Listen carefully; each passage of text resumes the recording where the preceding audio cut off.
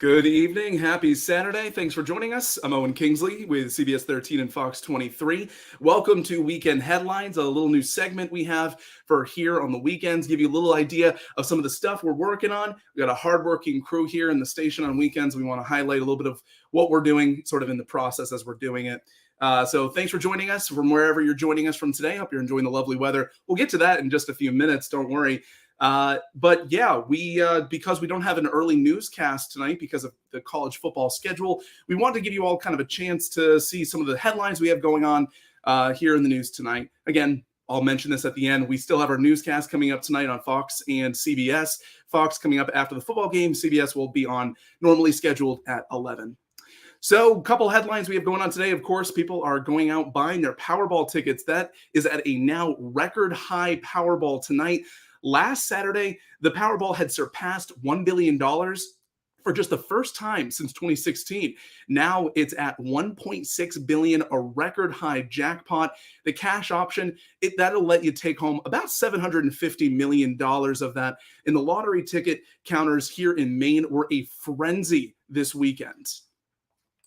Believe how high that it is. A lot of people have never played, so they've just kind of heard it from other people. Yes. I don't even remember the last time Maine actually got one. I'm hoping soon. I hope it's us. It's going to be us, yep. That drawing is going to be on at 11 p.m. tonight. In other news, Maine game wardens say that they're investigating two separate illegal animal shootings here in the state. The warden service says that they are asking the public for any information about an illegally killed moose that was found up in northern Aroostook County. They also believe that there was a bald eagle shot and injured in Mattawamkeag. They found the moose covered in tree branches, as you can see in those photos, in an attempt to hide it. Game wardens say they also responded to a report of an injured eagle that could not fly. An x-ray found shotgun pellets in its body. In the picture of the moose you see there, they believe the moose was shot in late September. Maine Operation Game Thief says they're offering rewards of $4,500 for the eagle and $3,000 for the moose for any information that leads to the people or any suspects in this case.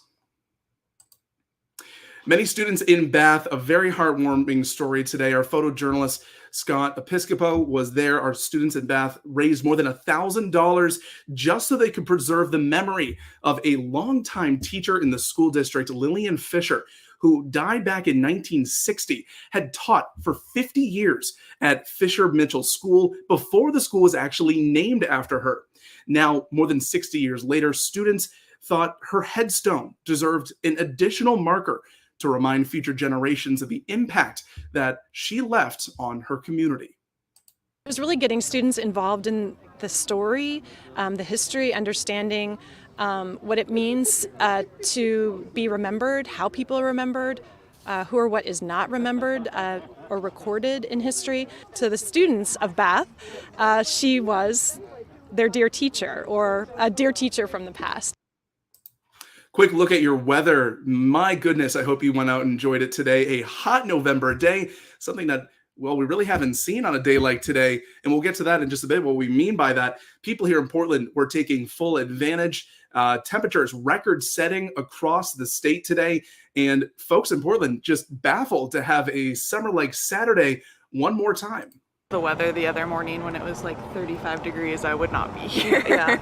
Yeah. Definitely soaking it in Yeah. before the winter comes. Yeah. We were not expecting to need shorts this weekend. Weren't we all? Not expecting shorts. So we're going to bring in our forecaster, Tommy House, now. Tommy, thank you for joining us. I'm sure you probably tried to enjoy some of this beautiful Saturday here before you had to come in here. Absolutely. It was windows down, music playing, driving kind of weekend. I mean, 70s in November, you can't beat that, right? I mean, next weekend is not going to be anywhere near as warm as what we're seeing today, as well as tomorrow and Monday, Owen. So I'm not just talking about, temperatures are going to be, cooling down tomorrow. We're going to be seeing temperatures in the 70s as well as 70s on Monday. So the record breaking can continue. So Sunday as well as Monday, could be keeping those shorts on, the t-shirts. Then by Tuesday, it's going to cool on down, though, back into the 40s and the 50s. So, t-shirts, Owen, and then sweatshirt by next weekend, and then maybe snow boots in a few weeks, but we'll get to that. I was going to say, who was expecting to break out their shorts one more time here in the first week of November? I mean, I wasn't, and I'm the forecaster, so I don't know. Hey. Perfect. Well, Tommy, we're going to have Tommy on tonight coming up at 10:11 on Fox and CBS, and he'll have your full forecast, and we'll, of course, have all our updates and news. Tommy, thanks for joining. Yep. Thank you. Perfect. And of course, we're going to try and make this a mainstay here. Weekend Headlines. Thanks for joining us. We'll be here in lieu of our early newscasts. We'll have this up every weekend, try and give you a couple headlines here on Facebook, Twitter, YouTube, wherever it is you're watching from. And of course, tune in tonight, 10:11, Fox and CBS. We'll have all those full stories and more of what you just saw.